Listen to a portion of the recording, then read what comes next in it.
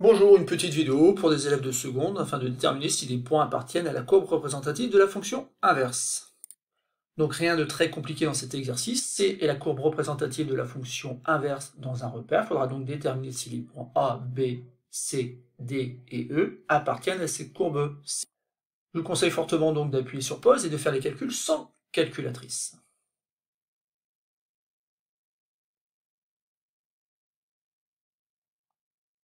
Passons à la correction de l'exercice. Donc ici, dire que le point A appartient à la courbe C, qui représente donc la fonction inverse, ça revient à dire tout simplement que l'image de 4 par la fonction inverse, c'est bien un quart. Voilà, bien sûr, il n'y a pas de problème. L'image de 4, c'est bien un quart. Donc, conclusion, le point A appartient bien à la courbe C, qui représente la fonction inverse. On continue, donc après pour le point B, je vais calculer l'image du nombre moins 2, et l'image du nombre moins 2 par la fonction inverse, c'est 1 sur moins 2, mais 1 sur moins 2, c'est moins 1 demi, et ça n'a rien à voir avec le nombre 2, donc attention ici, il ne faut pas se tromper, le point B, bien sûr, n'appartient pas à la courbe C. Ici, il ne faut pas confondre la notion d'inverse avec la notion d'opposé.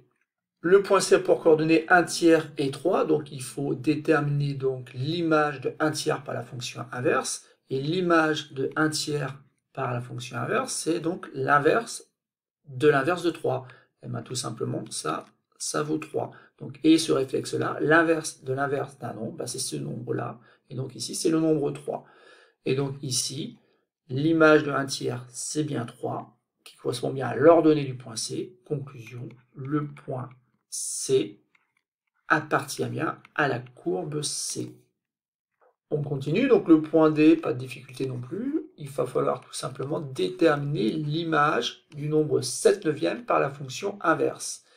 Et la fonction inverse, une bonne fois pour toutes, elle veut bien dire ce qu'elle veut dire, c'est-à-dire qu'elle inverse tout simplement numérateur et dénominateur. Donc vous pouvez très bien l'écrire dans un premier temps 1 sur 7 neuvième, mais à un moment donné, vous devez avoir en tête que ça correspond à l'inverse du nombre 7 neuvième. Et l'inverse du nombre 7 neuvième, c'est tout simplement le nombre 9 septième. 9 septième, ça tombe bien, c'est l'ordonnée du point D.